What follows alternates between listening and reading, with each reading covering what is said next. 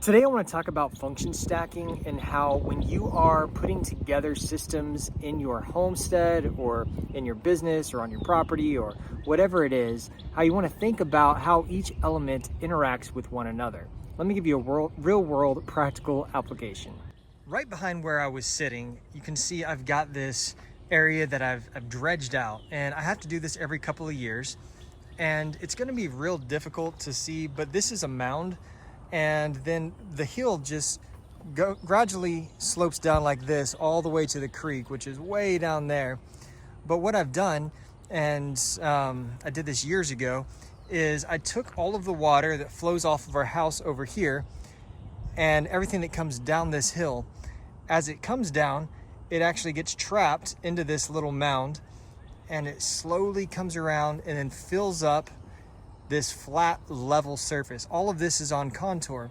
Everything above it feeds down into it. So when this is full, the water stops about here, and then all the way down at the end of it, it spills over. So what this does is it takes the water that's on my property and it slows it down. As the rain is coming, it quickly rushes into this, but then fills up and then slowly seeps into the ground instead of just rushing off down over, let me turn this way, instead of rushing down the driveway into the creek as fast as possible, causing erosion and taking the water and sediment along with it. So why am I trying to get it right here? Well, first off, it's just a great spot due to the house being right over here. The water comes off the house, like I said, comes down, plus it collects all of this catchment. The entire couple of acres back there basically ends up in this swale. So the second thing that it does is it allows for watering of these trees here. Now you can see I've got a little rose bush there, but the rest of these are all fodder trees. And this is a hybrid willow, and you can see it's about as big around as my wrist. I think it's 3 years in this location. And I keep it pruned off up here, and then every year I basically break or cut all of these off. You can see where last year was cut off, and this is called pollarding. So what I'm doing here is I'm allowing these limbs to grow. You can see the goats got a hold of it last year, so that's a lot of fun, but it's still doing okay. And this is all really great food for the rabbits or for the goats. So they could practically live off of just this. Now we supplement them, we give them lots of pellets, but we can also allow them to eat as much of this as they can. So it grows up, and this is, you can see these, man, there's about 3 feet of growth there. And that is, that's just within the last week and a half, maybe. So they grow really fast. And you can see we've got a lot of them. And then every year, there's go buddies right there collecting. They're gonna send off these suckers all over the place, or branches, and we try to keep it up high and then mulch underneath it. But every day the boys come out here, and it's one of their favorite things to do is they just come through here and they take off all the branches that are hanging out too low, and then they drop them into the rabbits, and it supplements their food. Speaking of rabbits, the rabbit cage is right here, and the goats are behind them. And what that does is it stacks the function of their manure. As the rain washes it out of both of their pens, it goes from there and it goes into this swale, and then it fertilizes the trees that then is returned back to them in food. So it's a really cool system. I'll walk you down here. We were putting more mulch on it today, because the chickens come up here and they scratch around and they kick it all off, which isn't great, but that's what happens. They do that.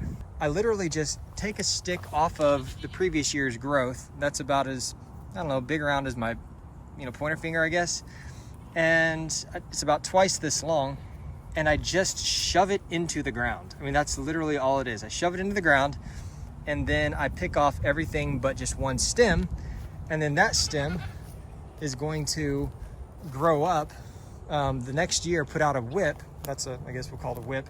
It's going to grow out here, and I'm gonna let it grow all the way, and then we will cut it off and then start the next year over. This one was a little bit longer. I just gave it a head start. So you could also just cut these off straight at the ground and it will do the exact same thing. But as you can see, actually this white mulberry got taken all the way back, and that's okay.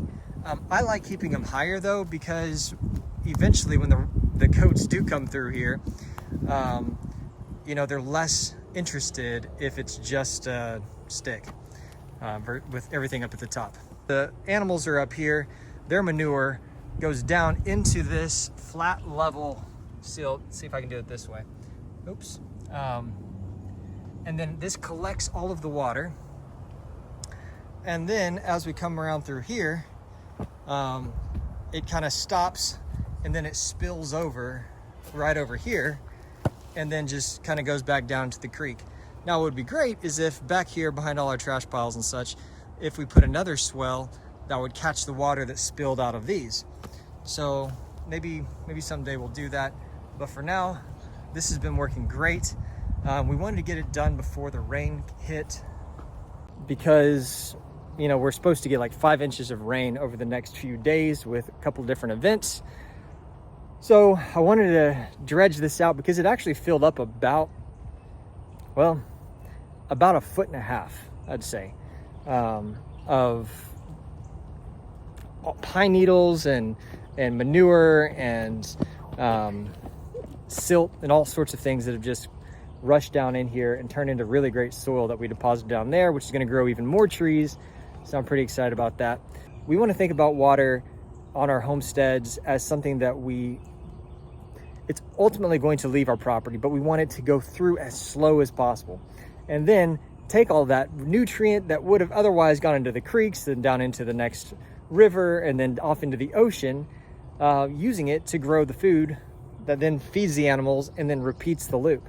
So anyway, I don't know, hopefully this helps someone think through certain things like that. I like it. I think it's fascinating being able to take these different elements and put them all together. Another thing is right behind me, this mimosa or Asian silk tree, I think it is. There are no leaves on it, or at least I guess it's kind of just barely starting to put some on right there.